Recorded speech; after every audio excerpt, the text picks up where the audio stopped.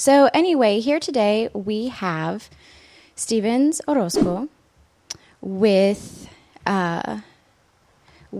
He is a progressive candidate, and he's running to unseat Sheila Jackson Lee. So everybody, please give a warm welcome. There's your face. Oh, nice. Hi, everybody. Hello. So the first thing that we're going to be discussing today is his Grassroots campaign. Mm-hmm. So can you take us away with what you're doing with Grassroots stuff? Most definitely. Well, first of all, thank you for the invitation to come and speak about our campaign. Definitely am happy and grateful to come on this side of the table. For all those listening, I'm on number 4. Oh, okay, thanks. Yeah. I'm definitely on number 4. And that's the thing, is that this is All Real Radio. In the past, I have worked with All Real Radio. I've been a part of All Real Radio family, so I'm familiar with like the other side of the table. So it feels great to come back and be here and have a conversation about our campaign, running with the most progressive platform in Houston in any campaign that's currently active, whether it's congressional, local, municipal, to statewide. We are the most progressive campaign in Houston, and I'm proud of that. And the team that we put together and has grown over the past couple of months since we announced in March last year on March 4th. So we're literally going from one, day to the next year, complete a full year of campaigning, and with the high hope of making it through the primary for the November election, winning the nomination for Democrat, and at the very least make it to the runoff so we can really have the conversation of progressive politics in Houston take a more of a center stage. That's awesome. So who has endorsed you so far? I know our Houston DSA has endorsed you, but what other endorsements have you gotten so far? Well, the race itself hasn't had any endorsements participate just yet. All the endorsements are starting to now do their screening processes and questionnaire processes now. So actually the Democratic Socialists of America endorsement, the local chapter, is the only active endorsement in this race for anybody. We just actually screened with the GLBT caucus today, and we're going to be screening with a couple other organizations this week because, the city elections last year took everybody's energy and attention all the way through the runoff and through December. So now that the December runoff was over, 10 days later, it was Christmas holiday and New Year's holiday. So as soon as New Year's turned the corner, we had all this inbox of questionnaires from all the organizations that we've been reaching out to. So as far as endorsements go, there haven't been any in this race, and the only one that has been done this so far is our campaign earning the endorsement of DSA. Okay, cool. So for those of you who may not know, GLBT is a Democratic caucus here in Houston. GLBT, it's LGBT, just so you guys, know, just in case you didn't catch that in the weird acronym thing. But so they are doing screening. So at this point in the election primary process, people are still getting endorsements. So it's still early on. We're in January. So this is kind of normal in the primary process. So could we talk more about your campaign staff? So from what I've noticed, he has a very young and very diverse campaign staff, which is amazing. So can we talk about some of that and some of your work with them? Right. I'm very proud of the campaign team that we have put together for many reasons. I mean, especially since campaigning it costs a lot of money, and we have committed volunteers, people volunteering their time, and it's because people believe in the mission, the vision, and the movement that we're a part of at the national level, right? So we talk about centering social justice, which we'll mention a little bit later. But we started off with, myself talking to my partner Lauren, who's also very politically engaged and passionate, and is a graphic designer. So, I also talked to several of my closest inner circle friends who I've organized with in the past about my decision to run. And, at that time, really just contemplating and thinking, and they supported me. So I knew that if I made the decision, if I said yes, that I will have a small circle of close people who would want to help begin that process. And then within that process, our treasurer, Courtney, been, said, I'm down, let's do this. Lauren, of course, providing all the graphics and the website and the social media and our flyers. And then our interim campaign manager to start off while we began the team building process, Andrea, who I've organized in the past with, and then just like all our friends, Kay that jumped on, and Rose, mostly all women of color and black women. And as the campaign began its first 3 months, organizing the campaign launch event, and also organizing the first volunteer meet and greet, from that moment, more people started to come onto the campaign and say, well, we'll help out with anything we can at the time that we have, because everybody either is a full-time student or works full-time. Yeah. So, hey, real quick, so I have the mic turned up and all the stuff turned up, right, but people on YouTube can't hear you. Can you talk a little bit louder? Oh, okay. Or be closer to the mic or something? I mean, is this mic the one that they hear? Yeah. Oh, okay. I mean, I'll do that. Yeah. They're hearing this mic. Yeah. Okay. So at this point, since we launched, and where we're at now is just have a diverse group of where I met who will become our campaign manager, Jacob Castillo, who is a very passionate young man who's only 20 years old. And me and Andrea early on were paying attention to his commitment and his knowledge of just organizing and campaign strategies, because he had participated in a lot of local organizing in Houston, massive youth rallies for what ended up becoming the Parkland shooting in response to that, and also the Sunrise Movement organizing for climate action.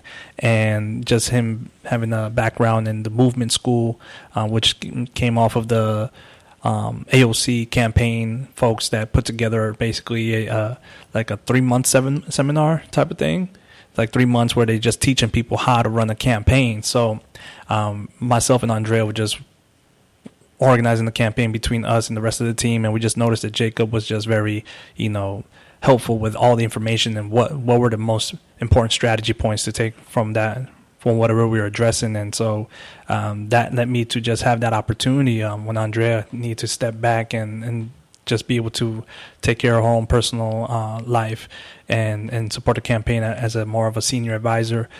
We just knew that Jacob was going to be the right person for the campaign manager, and we knew that we were doing something that probably is unconventional, which is have a 20-year-old college student be a campaign manager for a congressional office. And that was just a reflection of what we were noticing, is that the youth movement is a very educated, informed, and active movement.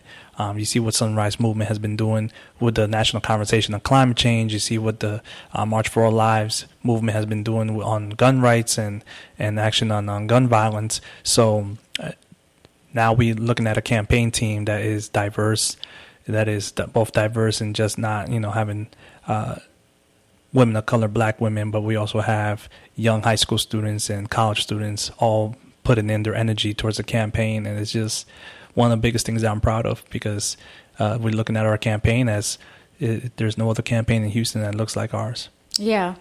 Yeah, I know, that's really exciting. Sorry, I talk loud, so the audio on this, it's bah! Right. And then I'm trying to get the audio, but it's crazy because I talk loud, and yeah.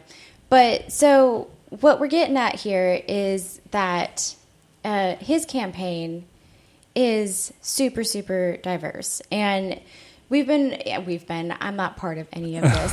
He's been working a lot with the local climate groups. So it was how long ago was it? About a month ago, where they had the forum, where it was a whole bunch of just almost about a month. Yeah, almost a month ago. There was a forum where there were a whole bunch of teenagers. We had a whole bunch of teenagers who went up and talked about the climate crisis and what they are doing locally. And so something that I want to bring up, too, that you were talking about earlier is how expensive it is to run a campaign. Right.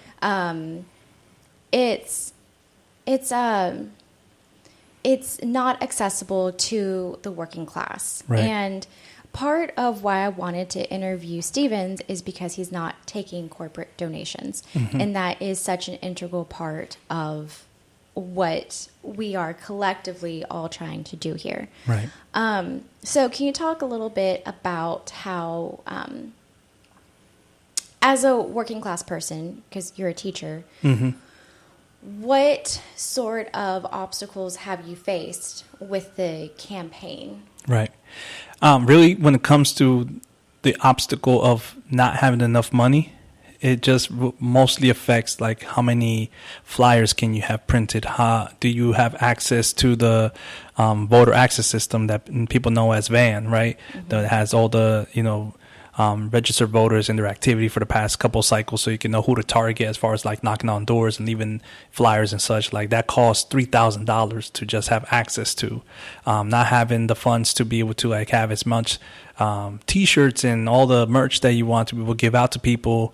Just not having the funds to be able to have the mailers ready, so that way as we're approaching the primary date, that people could get something in the mail at least once a week for the last month, right? Like just not having enough money to be able to like spread out all of the campaign information around the district. That's the biggest challenge, is because, one thing that I learned running is that as soon as you file, your information is public. So all of a sudden our email and our, our inbox, our actual like mail inbox, receiving a lot of, like we'll make your yard signs, we'll make your prints, you'll make your shirts, we'll make, it's an industry for campaigning that's ready and waiting for you to spend money on. Is just that, how do you raise those funds? And we decided a long time ago, we didn't want to raise, $500 donations. We didn't want to raise, $1,000 donations, $2,000 donations from people who are going to be expecting favors on the back end of that. We're proud to say that we have an average donation about $17 per donation, individual donation, right? And we've had over 150 people who have individually donated, and many of them are reoccurring. And, all this is public information, so there's no point for me to try to hide it or try to like avoid talking about it. But we've raised a little bit over $5,000 since we launched. That's not bad. I mean, it's not bad at all. But, we have people in this race, which is crowded. It's 7 total. One candidate comes from the construction business. He has raised over $40,000, but all his major donors are over $500, $1,000, and they're from real estate developers, other construction companies. We have another candidate who's raised over $30,000, but he is in the healthcare industry. He's an optometrist, and all his donors are over $500, $1,000, and they're all from the healthcare background, other optometrists. And then you see in their policy proposals, this is why they don't support a Medicare for all. This is why they don't support more radical progressive ideals, is because they're already raising the funds from the folks who they want to help maintain their careers and further themselves. And we have another candidate put $50,000 of his own money to enter the race. So we've always been committed to reflecting the grassroots working class effort that people want to see in all their political offices.